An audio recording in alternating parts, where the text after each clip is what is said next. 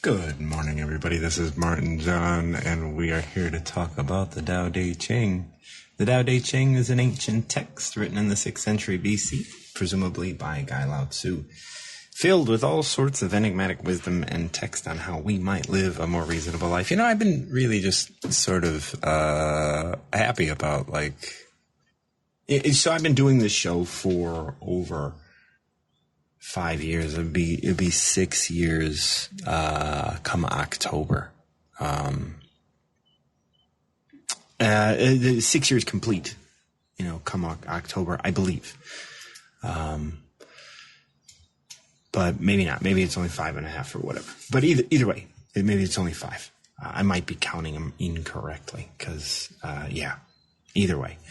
But I've been doing this for a while. Is really what I'm getting at. And it's evolved like every year or just like we mature over time.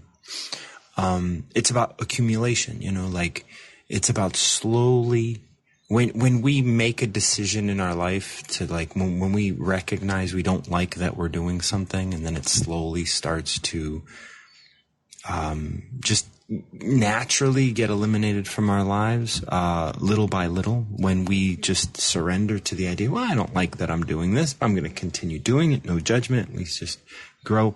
That's the same sort of thing that I'm seeing in Tao of the Day. And it's for me personally, like for those of you that are experiencing this show and have been listening for years or months or what have you, I hope that you're also seeing things change in your life and seeing how you relate to the text or how you relate to the people that come up or how you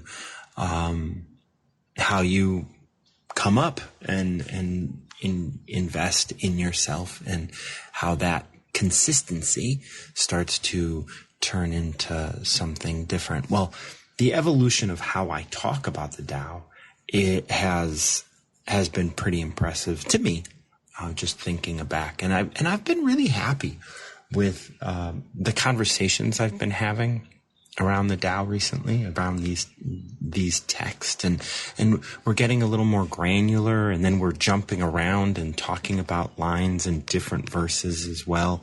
I've been reading the Tao Te Ching since I was in my early 20s, and here I am in my early 50s. And I'm really starting to, I don't want to say understand, because I'm not starting to understand. There's nothing to understand as much as it's like, I get the importance of the way it's written. I get the importance, and I always have probably, but I don't know. I'm just happy with how I've been addressing this text recently, and it's been nice to just reflect on that. So as I was waiting to start my show this morning, I was just thinking, there have been some really nice conversations about these things, and some really nice ways of thinking about specific lines. And, and I look out at the world, conflict. There's conflict out in the world. There's conflict on the internet. Conflict is always, and yesterday we were talking about conflict and being invited to conflict and leaning into conflict and allowing conflict to take over and to control how we perceive certain things. And I'm really glad that this is a space that there's receptivity, from my guests, from you guys, the ability to receive the message of the Tao number that you pick. There's also my ability to receive you. And it's not, I hope there's no real conflict, even when I push back, I always kind of announce that. It's like, hey, I'm going to push back on this because, and I announce it because I don't want it to come out of the blue, and I don't want anyone to feel defensive. It's like I'm pushing back on it as a healthy thing. And sometimes I know with myself, when I don't like something and I'm hurt or I am triggered, I won't announce that I'm going to push back on something. I just become a little jerk. Like the other day when I watched Spain win, and then there were the American fans were coming, and I was having a lot of grief and a lot of back and forth about my support for the U.S. in general, not just in the World Cup. But when that was happening, I said these sort of off things. I don't like that. I did it. I did do it. And it's okay. It's okay that I did it, but I definitely want to be able to recognize that I don't like that I did it, and to grow beyond that. And that's the sort of environment that I want to create here. I want to create an environment where people are open to recognizing their errors, or recognizing their expectations, or recognizing their assumptions. And then just sort of bringing those back home and saying, hey, is that an assumption that's reasonable? And then when we go to the Tao and we sort of start thinking about the idea that like, oh, it's not reasonable for me to have this assumption. I think we were talking to Virginia yesterday about, kids, their shoes and toys.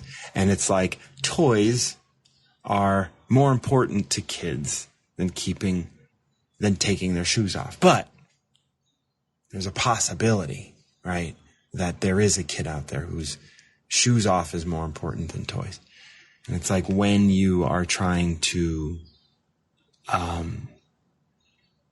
when you have a shortcut, when you have a shortcut, or when you have an assumption about something, and that assumption gets flipped, that could be really triggering. That could trigger something within us that's just like, well, I don't know how to deal with this because I've always dealt with it in one way. And it's like, right. And that's where we can bring in that phrase far out. It's like far out. I'm being challenged to think about something differently. Far out. I'm being challenged in the world around me. This is a way for me to learn about myself. And we think about the verse that comes to mind, or the line that comes to mind of the Tao is like, you consider your enemy a thing you don't want, right? And if you're being shocked by something, and you're being triggered by something, that's your enemy in that moment, right? Like that's like in general.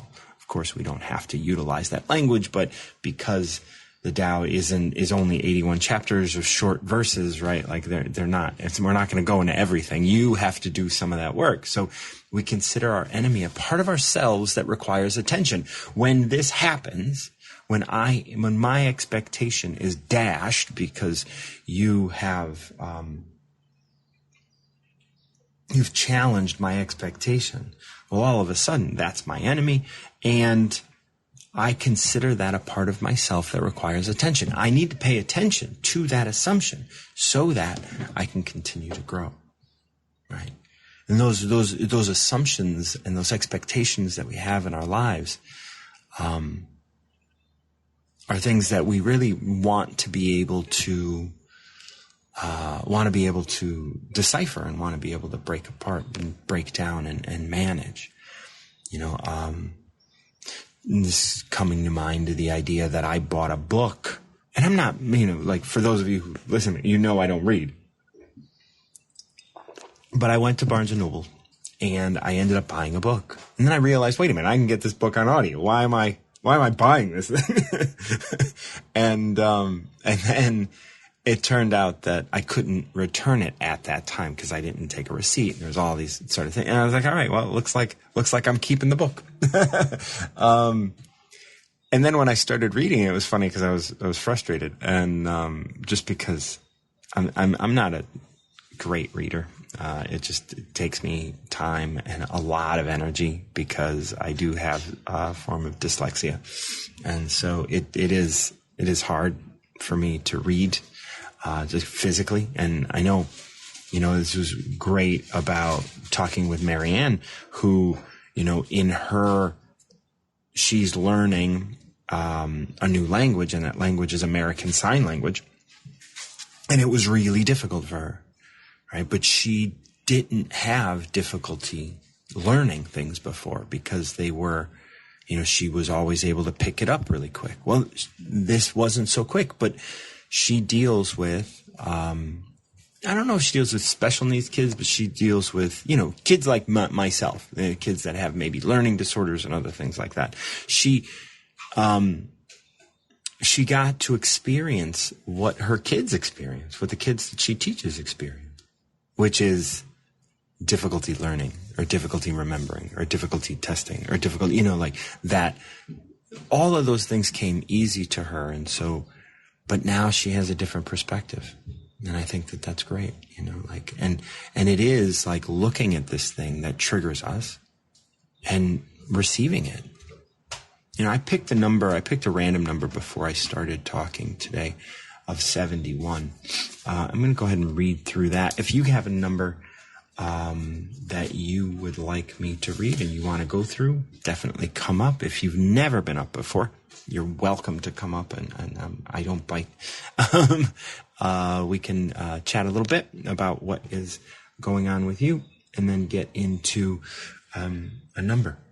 I'm going to bring Melissa up. Melissa, it's been a couple days. How have you been? I've been well, Martin John. I noticed you had a newbie yesterday for Newbie Tuesday. That was nice. I did. Yeah, it was very nice. It was good. Brought Virginia up, and long-time listener, first-time caller.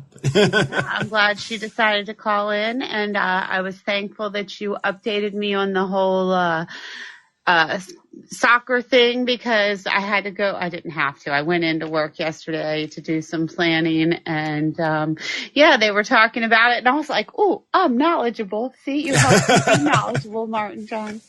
Keeping you up to date on the popular culture. That's it. I appreciate it, my friend. I appreciate that. So, going back in today, and what is going on? Why are you not on vacation? I thought you were. No, done. I am, but see, they told us that they would pay us to come in over the summer and do some planning, and I'm like, oh, okay, so I don't have to do it for free. I'll come in and work a few hours and get some extra money. Extra money is always nice, right? Well, I also want to point out that. Okay, so this is going on for all the teachers, and so everybody's having their different experience. But if we look at your experience, and we kind of hone in on your experience, the whole I don't like, and you've been trying to manage the planning. Oh my and goodness. forever, and there's been tightness and resistance around not planning, but around the how much do I give this job? Right. How much do I give them of myself? And I want to just kind of point out that, things, you're always being held. You're always being heard. Things don't happen immediately. But this is a moment where you can just kind of sit back and go, I am being supported.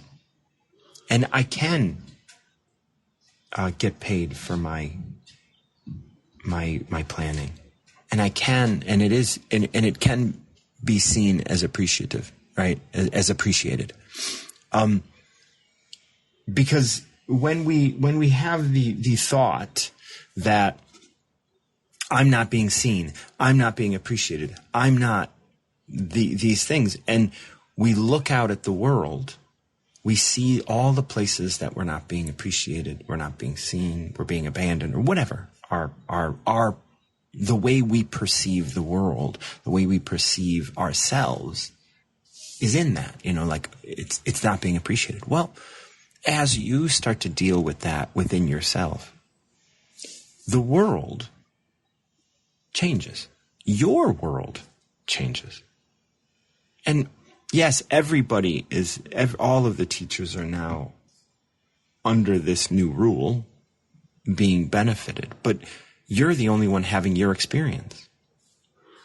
And not everybody decided to take advantage of it. There are, that's some people that said, "Oh, forget it." But I really liked what you said, because there are other instances where I have had the pleasure of feeling appreciated lately. So I'm glad you brought that up. I actually have never really been on Facebook before, so I did, and I've connected with some people that I haven't talked to or for a really long time. And, it was really affirming for me to hear some of the things like, one friend that I knew from like fourth grade, oh my goodness, really like an old friend, like said how beautiful my face was and how nice it was to see it. And then I connected with a cousin of mine that I have not seen in decades, and she was just sharing with me the impact that I had on her that I was never even aware of. So it was really affirming for me to have those two wonderful women, say those things to me. And I was like, wow, Melissa, you just never realize. Yeah, and you're ready to receive that now. Like, yeah. And this is, I can't say as a fact that if you never did the personal work that you have been doing over the last 2 years, that you would not be here right now appreciating this. I can't say that for a fact. But I'm going to guess that your anxiety and the self-deprecating, more self-deprecating space that you were in years ago would not allow for this. But you have been doing this consistent work slowly, and your world is changing. Like, I remember last year when you were like, they're not going to replace, I don't have a job. Yeah. A year and a half ago, you were told you were not going to have a job. I was in full on panic mode. Yeah. And now you're actually moving into teaching an age group that's more suited. You're being paid for your planning. You're like you just got back from the Dominican Republic after having an amazing time there and contributing to that. And like your life, I'm going to say what I say. Your life is easy. Yeah, I cannot disagree with you, my friend. And that's the amazing thing about doing this stuff is like it doesn't happen overnight, but it happens a whole lot quicker especially when you do it and with consistency, and you just wake up every day and you surrender to what's happening, and you recognize how you're doing it from moment to moment. So I'm really proud of you, and I'm really excited that you're getting paid to plan, because that's something that you definitely deserve. And I don't know that this has never, that this is, maybe this is the first year they're doing that, but maybe they have been doing it all along and you just weren't privy to the information. Yeah, I don't know. You know what I mean? Yeah, I do. You know what I'm saying? Yeah, I do. My boss just happened to mention at the end of the year that, they had some extra funds and they'd be able to pay people for planning. And I'm like, ooh, planning? I need to do planning anyway. You're going to pay me? Okay, I'm there. Yeah, absolutely. You never know. This may have been offered to individuals before because there wasn't a lot of funds. And you might not have been offered it because of whatever reasons those are. And one of those reasons is that you're not open to receive. But now you have opened yourself to receive. You have tamed your own self-judgment and and separation. And now you are able to experience being held more readily. So I'm really happy for you. Do you have enough? I do. We're going to go with 78 today, my friend. 78. Let's go to 78. Living in a damaged state. Air and water are the softest things we know, causing no damage to those who live within them, yet both erode the hard and rigid in their path. The soft and flexible will always overcome, while the hard and rigid eventually collapse. Ordinary men are well aware of this. However, they prefer conspicuous outcomes. Thus, they align with rigid hardness. It stands firm for a time, but it does not last. Therefore, the Master teaches us that we can live amongst things that damage without being damaged by them. Anything stand out? Yeah, there were two parts that stood out. The soft and the flexible will always overcome, and we can live amongst things that damage without being damaged by them. Yeah, it's so, especially when you have a job. I mean, I don't have like a traditional job, so I don't experience this anymore, but I know I used to, where your coworkers would just complain and your coworkers would be stressed and your coworkers, and you don't do that anymore.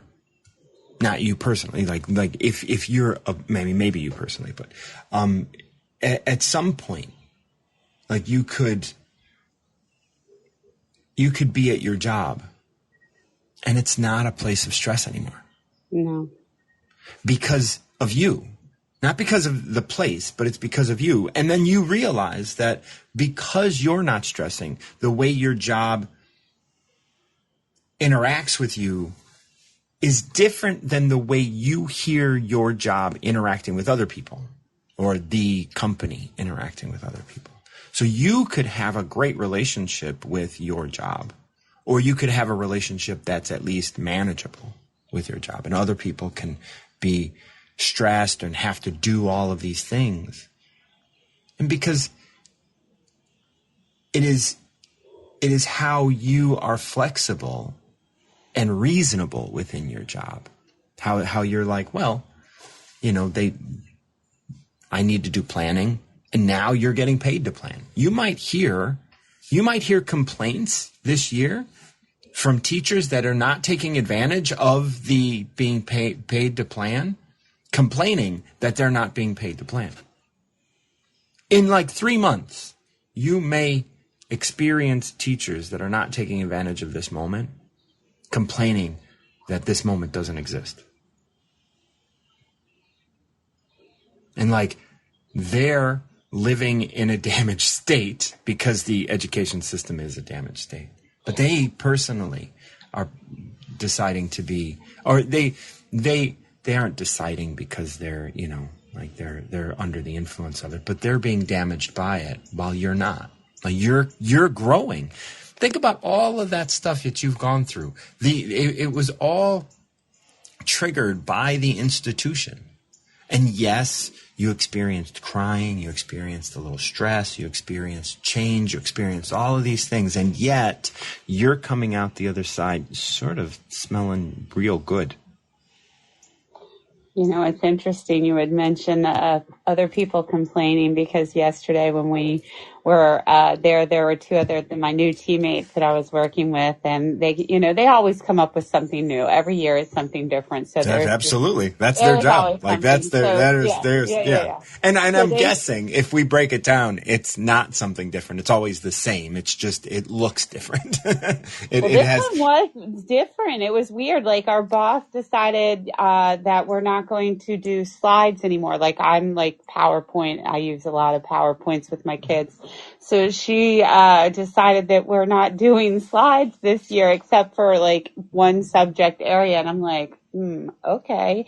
So these other two teachers were all up in arms and bent out of shape and complaining about it. And I was just like, okay, we'll just see how this rolls out. I'm like, okay, I don't know how it's going to work, but right now I'm not going to get myself. It's summer. Yeah. I don't have to make slides. I know that, right? Right? I like do a lot of slides. So if you're telling me I don't have to do slides, that's even less planning than I guess. We'll see, right? Well, and that's the whole point. It's just like, all right, well, I don't know yet.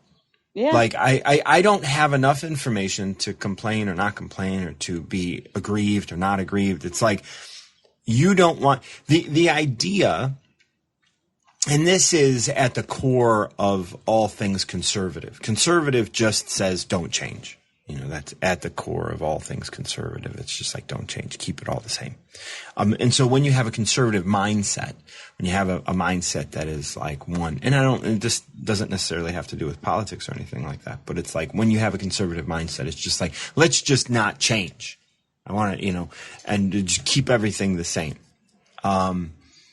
And so when you tell me we're not going to use slides anymore, well, my mind goes, I don't like change.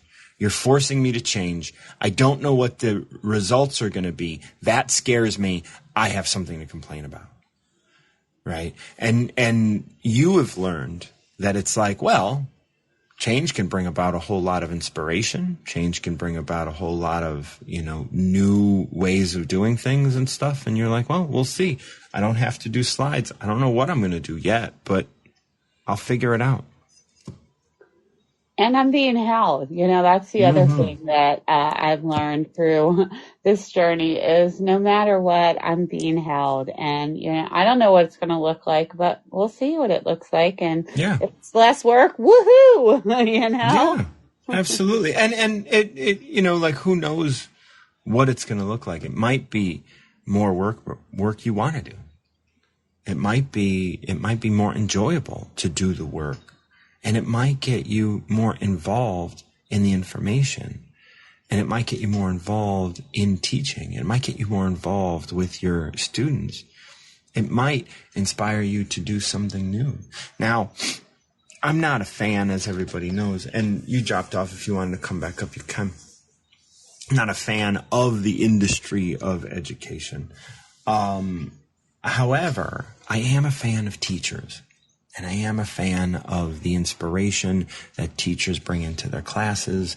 And I'm a fan of those individuals that inspire. When I went to do all my training and all my work in the recovery field, I didn't want to deal with addicts. I didn't want to deal with people that were actively trying to quit alcohol and stuff, because it's not where I'm going to make a splash. And that's not where I am not going to be able to care enough. The care I have is deep,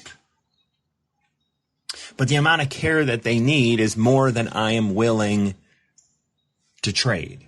And I know that. So I was never going to work in recovery houses. I'd be able to do talks to those people, but I can only do that in short stints, single visits. No, I can't walk someone through years of recovery. So I worked with counselors because they want to work with that population. And I need my information to trickle down to that population. But I'm not going to work with that population. So what I did was I decided to work with the counselors. That's why it makes me so happy to have so many teachers follow me. So many teachers, managers, middle management, all of that stuff. Because if you're listening to me, not only is the ripple effect of what I'm doing going out to you, but that's going out to your kids and to your workers and to all of those people that you engage with. And that's what means so much to me. So when I talk to, Melissa about, like all of her growth, and then she's feeling supported, she's feeling held. Okay, she can't do PowerPoint anymore. Now, if we go back to this living in a damaged state, Melissa's verse, air and water are the softest things causing no damage to those who live within them, yet both erode the hard and rigid in their path. Let's look at Melissa's coworkers. They're rigid. They want to continue to use slides. They're upset. They're going to get eroded. That is going to get eroded because the industry, the institution of education that they are working within says you can't use slides.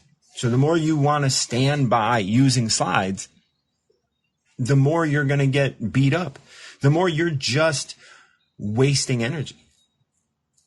When Melissa steps back, becomes flexible, and says, well, we'll see what happens. I don't have to do this. I don't know what I'm going to have to do next, but it's not going to be that. So when I can let that go, the soft and flexible will always overcome, while the hard and rigid will eventually collapse. I love this next section where it says, ordinary men are well aware of this. However, they prefer conspicuous outcomes. Conspicuous outcomes is often like everything you see on social media, the big arguments, the yelling, the disagreements, the big statements. And then it says, thus it aligns with rigid hardness and stands firm for a time, but does not last. Such an important thing. Just because it's currently standing firm, just because it's currently working out, does not mean that it's going to work out forever. You know, I like to, think about, I was talking to someone, his family are neoliberalists and all of this stuff. And we were talking about Henry Ford. And I was saying, well, we can talk about Henry Ford, him being such a super success, right? But if we look at global warming and all of this stuff, is his invention so successful? Stood firm for a time. And not really that long of a time if we think about the history of mankind, right?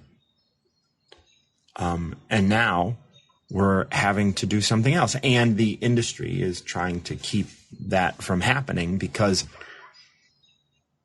it's going to be bad for them. So they don't want change. Once again, it's conservative, right?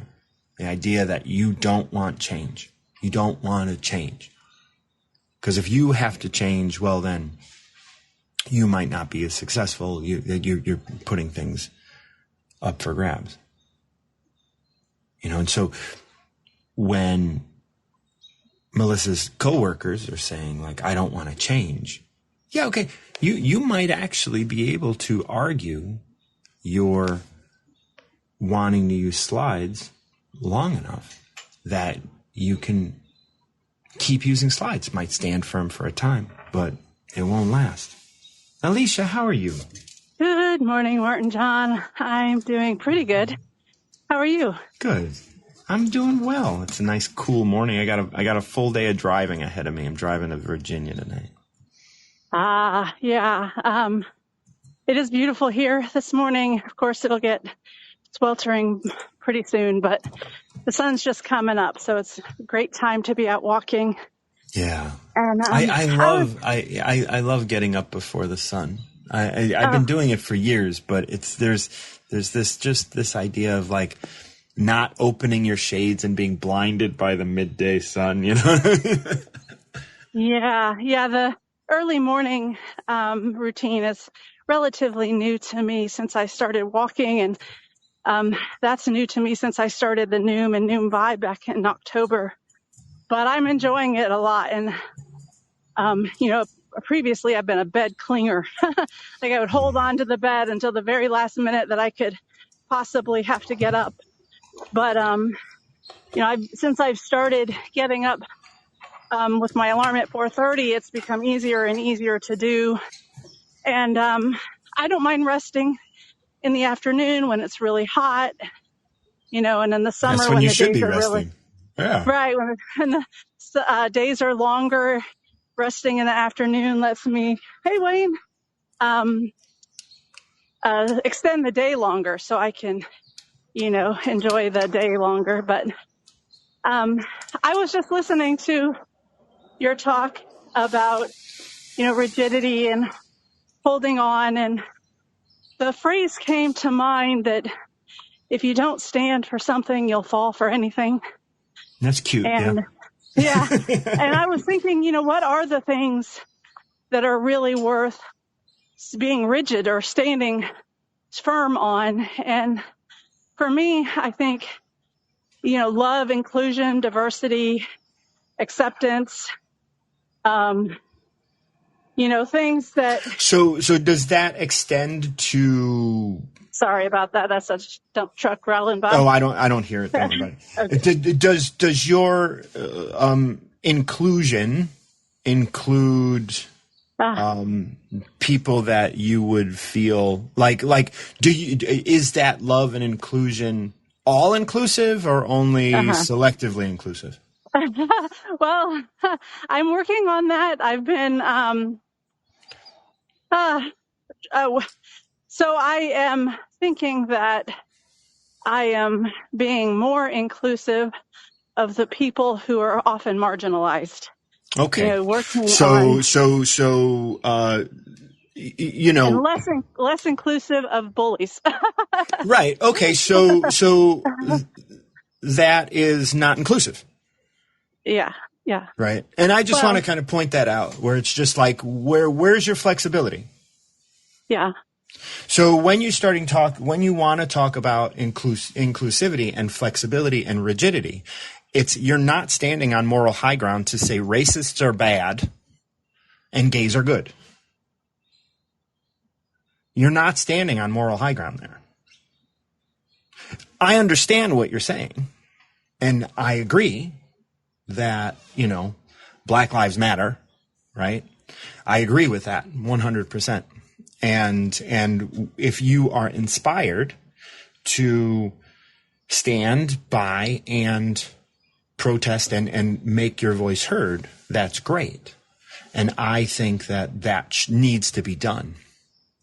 But I also, when we start talking about flexibility, and so what it says here in this 78, ordinary men are well aware of this, however, prefer conspicuous outcomes. The conspicuous outcomes being the big yelling and all of the things that you can obviously see. Thus, they align with rigid hardness. This stands firm for a time, but does not last. Eventually, we're going to have to love everybody. And that doesn't mean we submit to their views. We don't submit to racism because we love, but we don't. And it depends on how you're looking at it, because you might be able to love them, but still not agree with them and go out and protest against them. Like, that's all fine. But it is really important to understand that they still deserve love. Yes, I agree. And we've talked before about the triggering of the social media influencer. And I've really, since that conversation that I had with you, I've seen that in a different light, because like you said, I am staking my flags, around my tent, and right. And that could, of course, it's going to draw people who disagree with that. And, but at the same time, I want those people, our people, my people, to feel seen and included. Absolutely. And inclusive and safe. And, I'm willing to take the occasional, lob from somebody who disagrees with that stance in order to,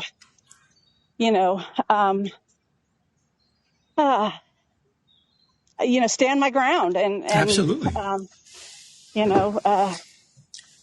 And maybe that will eventually, wear me down, or maybe that it will attract like-minded people, and that will grow. It's definitely going to grow, right? It's definitely, because you're putting a ripple out in the world, but you're being challenged along the way, and you're going to continue to be challenged along the way because you still have room to grow. For sure. And that's it. It's not, you're not doing, like, you want your people to be seen, in your words, right? Yeah. But that doesn't mean that anything you do is going to actually equate to them feeling like they're being seen. They need to know that they're seen and they're being held. Now so you're inspired to do things, and you can't force them to be seen by you, right? Like you can't force them to feel as if they're seen. So it's out of your hands anyway, right? You just feel good about it because you're doing a thing, because you're doing a thing. And you're like, oh, I'm doing a thing, and I feel good about that for doing this thing. Yeah. And this isn't like, this is how we live. This is how this works. We're out having our experience, and they're having theirs. Like we could, with all the best intentions, go out and do something to help people be seen, and then we could then be attacked by the people that we're trying to support. Mm-hmm. Yeah. We don't get to tell other people how to experience what we're doing. Right. Right. And that's the thing that's why what I'm experiencing is more important than what I want you to experience from what I'm doing. And that's the knot in the middle of the whole thing. It's just like, well, all right, you're being nice to other people because you want this thing, but there's good and there's bad and there's right and there's wrong and there's all this duality out in the world, and we don't know how anybody else is going to experience that which we are intending, because our intentions don't matter. It's their experience of what they experienced us doing and how they perceive it. We don't know the people that we don't like and people that we know are wrong about, like racism or the racists and the homophobes and the transphobes and all of these sorts of people, right? That are afraid. We don't know why they're right? I would think like you and I are going like, I don't understand what, like I'm living in the same world you are. What is your problem? I think that, I grew up in Chicago though, right? So I grew up around all sorts of people, as neighbors and as friends. And so I don't get it. But just because I don't get it doesn't mean that they're wrong. They're wrong from my perspective, but they don't have my perspective, obviously. Oh, yes. And so what I get to do is, again, and I still get frustrated. I get frustrated at the right. I get frustrated at politics. I get frustrated at angry people. I get frustrated, but that constantly brings me back home to myself and trying to say, okay, well, why do I think that they need to do this way? Or why am I, and that allows me to love them without having to judge them for what they're doing and how they're doing it. And, but yeah, so when we talk about flexibility and rigidity, that rigidity comes in, like as soon as you say, I'm all for love. I was like, well, are you? That's a real, and by saying, live, laugh, love, you shut the conversation down.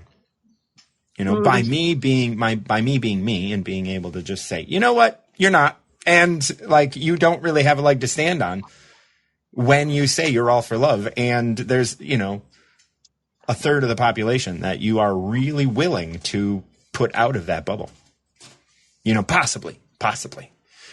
The moment you say that, the moment you say I'm all for love, then everything is love. And if everything's love, then you're not against anything. It's like, whoa. No, but I don't like this and that, right? Like, it's just like, okay, well, yeah. So you're for love that looks a certain way, and there's nothing wrong with admitting that, because without knowing your limits, you'll never know yourself. You'll never know where those are. Mm-hmm. Yeah. Do you have a number? Yeah. Do you have a number? I was thinking 77, actually, the one right before the one you just read. The bending of a bow. It's a beautiful one for what we're talking about. Tao acts on the world as the bending of a bow. The top is forced down when the bottom is moved up. It is impossible for one to act without the other responding. Unlike man, Tao is patient and neutral. We are not, right? So quietly adjusting excess and deficiencies, taking from what is too much and giving to what isn't enough. Ordinary men go against Tao, taking resources from areas that are deficient, giving resources to areas that compulsively consume. And this is one of the things that, like that line right there, is one of the things that we kind of fall into, is because we can look at the current administration and we can look at the current disproportionate levels of wealth and stuff, and say taking resources from areas that deficient, poor people, right? Taking money from the poor and giving resources to areas that compulsively consume. This could be something that is like, deeply troubling for so many of us. It continues. The master knows all things are being adjusted. Although she cannot always see it in action, she has faith it is working through her. In this way, she allows actions to unfold. She allows her actions to unfold, neither dwelling on them nor taking credit. Aligned with Tao, they complement all things. Your anger and your frustration and your ability to stand for love in the way you do, that's inspired by Tao. That's inspired by Tao responding to the world around us and adjusting for excess and deficiency. Yes. You don't need the anger because you are inspired. You don't need to be afraid because you're being held. You don't need to feel alone in this because you're not. And you don't need to worry about other people feeling alone. That's their work. If they feel alone, that's okay. You're being inspired to hopefully help them not feel alone. But you can't control how they feel. Right. And you, by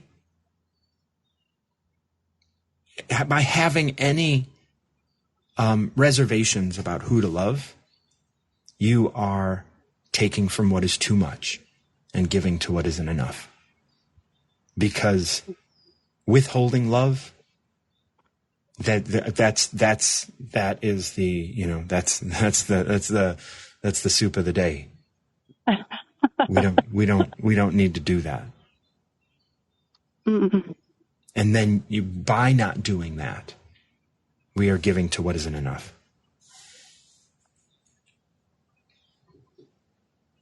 If you just dropped off, if you wanted to come back up and finish that, but I think that is really what we're talking about, because it is ordinary men go against Tao. We are going against Tao. Like anytime we say, like, you're good, you're bad, you're right, you're wrong, you're this, you're that, whatever.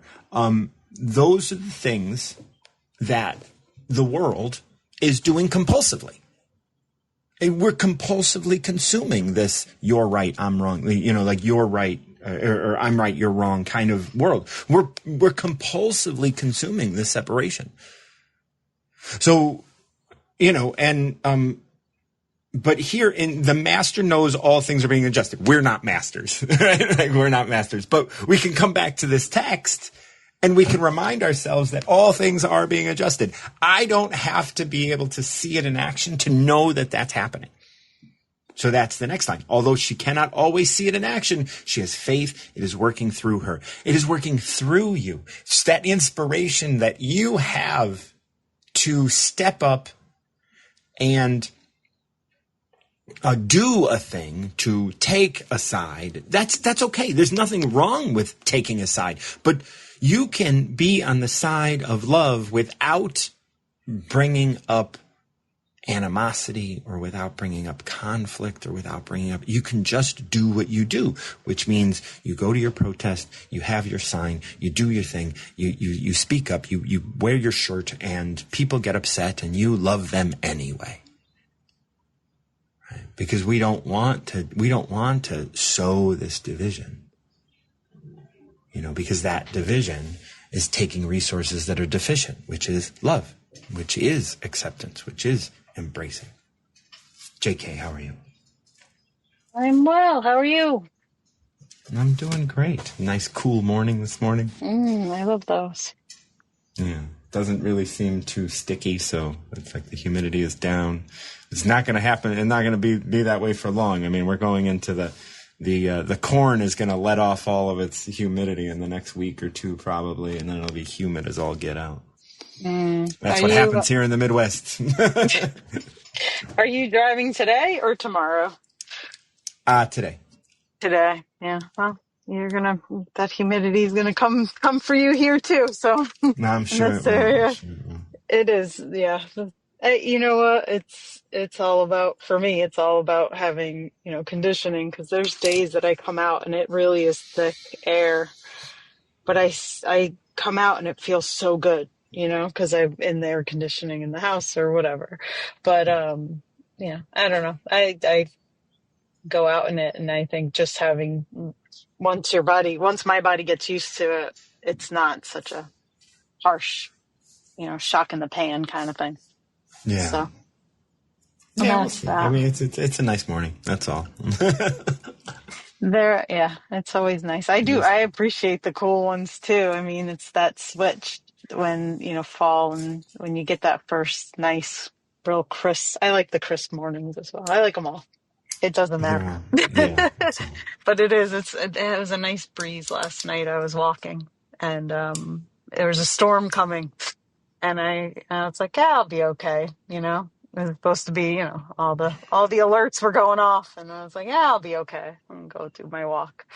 And I went, and it was so nice. And it was just funny because it started pouring down right when I was getting back to my neighborhood. And where in my neighborhood happened to be walking, there's all these trees lined. So like I didn't get soaked at all. I had, I was a little bit wet, but there was no soakage. And it was just, and I said, see, it was going to be okay. That's good. Yeah. See, we're always being held. Always. Yeah, I don't know what I was thinking to talk about, but I do have a number, if you don't mind. Why would I mind? This is what I do. It's actually not a number because I don't know the number. It's the depths and the shallows one. Shallow. Knowing there's depth in the shallow, number 28. Yes. Know the world through the masculine, but access your power through the feminine. In this way, you will be open to receive. If you can receive, your actions will support. They will never be forced, and you will be innocent. Know the world through the light, but connect to it within the dark. In this way, you will be open to the truth. If you can see truth, manifestation will not fool you. It will fall away, and nothing will elude you. Know the world through the particular, but no, there is no particular here. In this way, you will accept all things. If you can accept all things, you will be a beacon that will guide you and all beings back to source. The manifestation was formed from the void. The master knows the manifestation, yet stays focused on the void within it. That is how she uses all things. Anything stand out? Yeah, the connecting to it within the dark. And I've been doing a lot of work lately on just reconnecting with my body and just things like talking to my heart and, reconnecting with what am I still holding on to, in terms of behaviors or feelings or things that, in my mind and that I know, but my body, I felt, I can't explain it, but I felt was still holding on. And it was amazing. I started, like I told you, this morning thing where it's more of like a prayer. It's a stillness thing that I sit and I sit, I feel within my body. And then what am I holding on to? And I investigate and all that. And, and then at the end, I allow myself to release some of that stuff. And, it was amazing. It's quite a few weeks now that I've been doing this. And it's amazing. Each time I'd say, certain things, how much emotion would come out. And it's not obvious, well, it wasn't obvious to me that I was holding on to all this other stuff. And, just words like, and they're simple things like, that I'm worthy of love. It took me almost 3 weeks to not break down and cry every time I said that, and say it in an almost as an affirmation. And realizing those things about myself. And that's why I think that line stood out to me about connecting in the dark, the stuff that's might not be so apparent. Like know the world through the light, but connect it was in the dark. And that's the full kind of you can't start a sentence with the word "but." That's crazy. So, so that's the whole kind of thought. And then it has a colon because these all have colons. I guess, this line starts with a but and then ends with a colon. So what are you going to do? It's all at the same end. And in this way, you will be open to the truth. And the light is the manifestation. It is not that light inside of us, like it is the obvious. It is the thing that you see. It is the conspicuous. So know the world through these conspicuous things. So know the world through your experience. And this is so much of what I do with my clients and stuff is I talk to them about the idea of, how did you experience this? That's the light. That's the thing that you think is true. And that's the thing you think is happening. Like, he did this to me, right? She said this and attacked my integrity or whatever. Like we see the light, but then it says we connect with it but connect to it within the dark. So that is what you're doing now, right? That all of that sort of internal work, all of that work to be still and reflect. And then it says, in this way, you will be open to truth. Where's that coming from? What's the truth of this? I'm upset because I was offended, or I'm upset because I had an expectation, or I'm upset, or I got hurt, or I did this because of fear, or whatever those things are. In this way. So when you know the world through the light and you look at the manifestation, look at the conspicuous nature of the universe, and as you look at it through your experience, it's telling you information. But what this says is connect to it within the dark. It's not saying that which is you are experiencing in this conspicuous universe, that which you are experiencing in the light is the truth. The truth is in the dark. The truth is in yourself. The truth is in that reflection. Why is it you're upset? Because they are well within their right to do and say what they did. Now it's time for you to grow up. Now it's time for us to mature. How do we do that? We connect to these experiences within the darkness of our own selves. In this way, we will be open to the truth. What's the truth? It says here, if you can see truth, manifestation will not fool you. You fool you into thinking you're a victim. Fool you into thinking that you're alone. Fool you into thinking that you're not worthy of love. Fool you into thinking that you're not being loved. It will fall away. The manifestation will fall away and nothing will elude you. Everything will be here and you will not be fooled by a world that wants you to believe one thing or another. You will know that you are God, right? You will know that you are Tao and you are connected to everything and you are loved deeply by the universe, by everything. Now, those things that can't see love won't be able to show you love because they don't see it. But deep within them, the only thing that's keeping them from being able to see love is their own fear, their own perceptions of the world. And when those get in the way, they can't love you. But that doesn't mean you're not being loved. Yeah, it's true. And I think it's part of it, you know, the victimization and all that. I worked through a lot of that stuff that was that changing and that growing in that particular sense, but to reconnect with myself just a little deeper, you know, and know these things about myself. It, like you said, you know, I was for a long time always afraid of not understanding, you know, not missing the point, missing what is so obvious to others. And that was something that I realized about myself, you know, and it wasn't that I didn't realize it. Some stuff I'm just not drawn to, you know, you know, was I fooling myself, so to speak? And I didn't want to be, you know, a sucker in that regard where I was disillusioned, and missing what was in front of me. And that was a big trigger for me that I worked through, you know, over this last year specifically. But, you know, after you get through those, that I just still felt disconnected. But then you start getting into the core of some of these things that are, you know, you're still holding on to.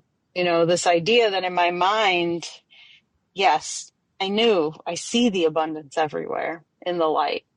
But when I closed my eyes, there was still something that wasn't connecting between my mind and my heart and you know, there was still trauma within my body, I felt. And this has been a good approach for me to do that, because I don't know that I've done that. Like, really, I looked a lot at the light, not as much in the dark, you know. Well, it's easy. You know, you wake up, you open your eyes, and there it is.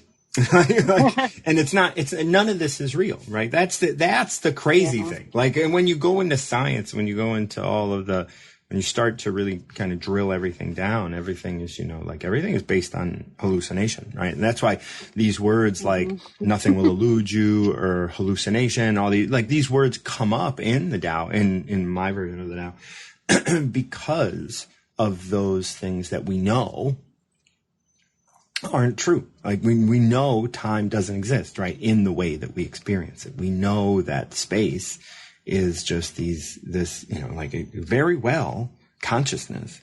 All of this stuff could very well be hallucination. And so we, you know, when we look out at the world and, you know, when we start breaking it down, when you start to realize that you perceive the world completely from these frames of reference that you built as a child, often, you see how it's actually not static. It's not as static as I thought it was. I'm not. I'm not experiencing what I think I'm experiencing. I know I really think I'm experiencing it. And I think I'm experiencing this so profoundly. And I'm so bought into the idea that I'm experiencing this. And I'm so sold on the idea that I'm experiencing this that I'm almost closed off to any possibility of it not being true. But then once we start breaking it down and healing all of that, the world that we were living in completely changes. And I always like to say, what are the odds that everybody in your life, every relationship in your life, every opportunity in your life changed within this past year? Or what are the odds that you changed and now you're just changing how you see, how you hear, how you interpret all of the things that you're experiencing? It's like the odds are it's you. You know, you literally changed the world. You know, you as an individual change the world around you because you can only experience that world through your own mind. And so when you change your mind, when you grow and when you mature, you can know the world through the light, access it within the dark instead of in the light. Don't just take it for what it is, because that's just a con job. There's a con job that we're here on this planet, in this body and all that stuff. Yes, it's happening, sure. But we have so much more control over that. And that's why it says, in this way, you will be open to the truth. What is the truth? The truth is, and this is in every religion and everything else, you're God. You're in control of this world. You're the creator here. Like in Tao, we we are being inspired by Tao. But when we surrender to being that and act in accordance with that, you can see the truth. And manifestation will not fool you. It's not going to tell you that you're less important. It's not going to tell you that you don't deserve love. It's not going to tell you that you're being abandoned. It's going to be telling you that you're held. And through that being held, you can walk in a storm and not even get wet. Or not get soaked. Oh, you dropped off. I'm sorry. I was opening. I was opening up a space for you to speak. But if you're done, you're done. If you want to come back up, you can. And then you can wrap this up. But you can see truth, and manifestation will not fool you. It will fall away and nothing will elude you. Because there's a verse, I forget which one, that you know your true self, and I think I forget which one it is, but it's for me, that was part of it. And I'm glad that I had the experiences that I had to be able to say, hey, you're still disconnected. You're still not trusting yourself completely. You're still, there's still something there to go a little deeper. And there's always going to be something more, right? There's always. Well, I think so. It's hard to say if that's actually true because I haven't died. So I don't know. The idea that so far there's always been more for me. And that's as far as, and as far as any of us can take it. And I do believe, like Jesus, I do believe that, I don't see the purpose of holding on to your body, to like ascend, right? And I don't buy it, but there's this idea that is the body an important part of all this? And I don't know that it is, because I think we're all in service of Tao, in service of this consciousness that is in service of God or whatever, in service of but it's not like I can't do something for you. You can do something for you. I can do something for me. And if I do something for me, that happens to do something for you. That's it. Everything I do for myself ultimately ripples out into the world. And that's where I can see the truth. The truth is that I'm creating this. And if I can see truth, then manifestation will not fool me. Manifestation and my high hopes of, inspiring other people, whether they're inspired or not, none of my business. I don't have control over that. Yeah, it's true. And I don't know. I think my spiritual body, but it's just a means to an end. It's a way for us to serve whatever purpose, I think, as well, whatever purpose that is, and we don't know.